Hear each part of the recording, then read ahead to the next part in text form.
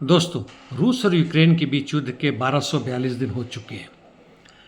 बात करते हैं दक्षिणी यूक्रेन के क्षेत्र में, यहाँ पर ज़ापोरिज़िया न्यूक्लियर पावर प्लांट पे यूक्रेन के सैनिकों ने गोलाबारी की। हालांकि पावर प्लांट की कोई क्षति नहीं हुई, इर्द गिर्द के इलाकों में जरूर आग लगे हैं। वेलिका नोवोसिल्का क्षेत्र में रूसी सैनिक पश्चिम और उत्तर पश्चिम दिशा में बढ़ रहे हैं और पिछले 24 घंटे में ये ओलेक्जांद्रोग्राद यानी वोस्क्रेसेंका के पश्चिम में और अंद्रिवका, क्लेस्कूफ और जेलेनी हाई की तरफ बढ़े हैं। यूक्रेन के सैनिकों ने वेलिका नोवोसिल्का की तरफ काउंटर अटैक करके नोवोपिल गांव की तरफ थोड़ी सी बढ़त ली है। पूर्व में आते हैं पोक्रोवस क्षेत्र में रूसी सैनिकों का ऑफेंसिव ऑपरेशन लगातार जारी है। उडाकने के क्षेत्र में हालांकि कोई खास परिवर्तन अभी नहीं हुआ है। इससे थोड़े आगे के क्षेत्र में पिशाने और शेवचेंको के उत्तर में आगे बढ़े हैं। पोक्रोवस के दक्षिण में राजीन तथा फेदरोवका की तरफ इनकी रूसी सैनिकों की प्रगति हुई है।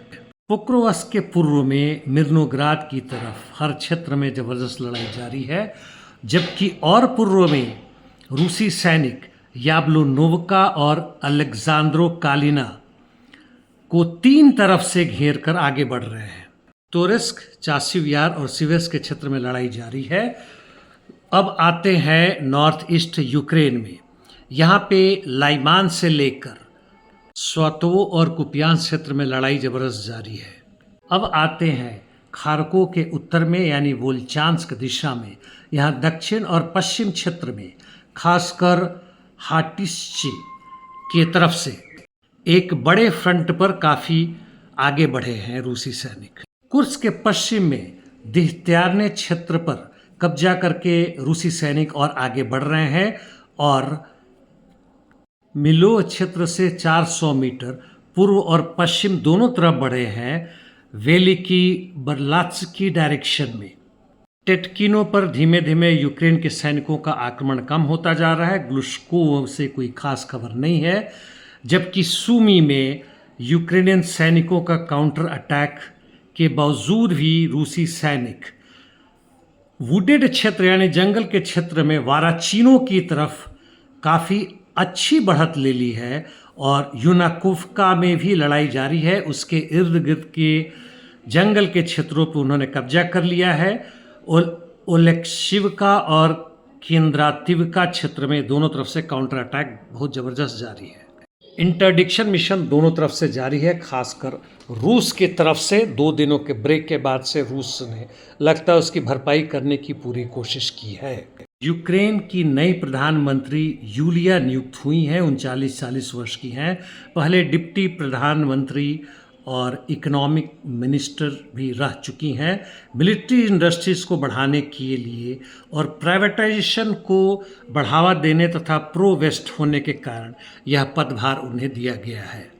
जहाँ तक मिडिल ईस्ट की बात है, कोई खास परिवर्तन नहीं आया है। हाँ, यह खबर महत्वपूर्ण है कि हिजबुल्लाह ने कहा है कि अमेरिका से बात होने के बावजूद भी वह अपने हथियार नहीं डालेंगे, क्योंकि प्रतिरोध ना होने से यह साफ नज़र आता है कि आईडीएफ उनके क्षेत्र में प्रवेश कर जाएगा। और निश्चित रूप से यह उन्होंने देखा है जो सीरिया में हो रहा है, जबकि हमास का प्रतिरोध बहुत ज़बरदस्त जारी है और हूतीस का भी आक्रमण जारी है।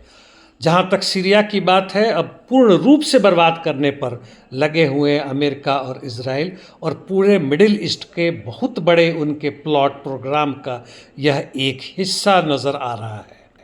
दोस्तों, पूरे विश्व में 2 खेमा है, एक तरफ अमेरिका और उसके 50-60 दूसरे मित्र देश तथा बहुत सारे ऐसे देश जो अपने आप को न्यूट्रल कहते हैं लेकिन अमेरिकी परस्त है, जिसमें मिडिल ईस्ट में उनकी भरमार संख्या है। लैटिन अमेरिका और अफ्रीका में भी है, भारत तो खैर है ही है।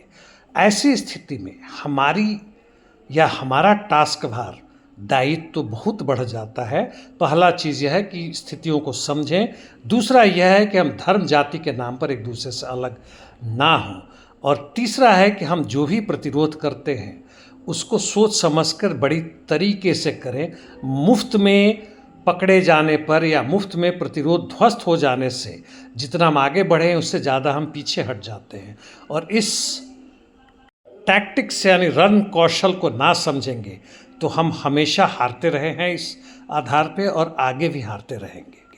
चलते चलते मैं ये बता दूं कि जो पीछे आप वीडियो देख रहे हैं उनमें से अधिकांश हिस्सा यूएवी यानी ड्रोन्स का है। ड्रोन्स अब बहुत महत्वपूर्ण हिस्सा बन चुके हैं किसी भी युद्ध का, चाहे वो टोही रूप में हो, मालवाहक के काम में हो, या बॉम्बिंग करने के काम में हो। धन्यवाद।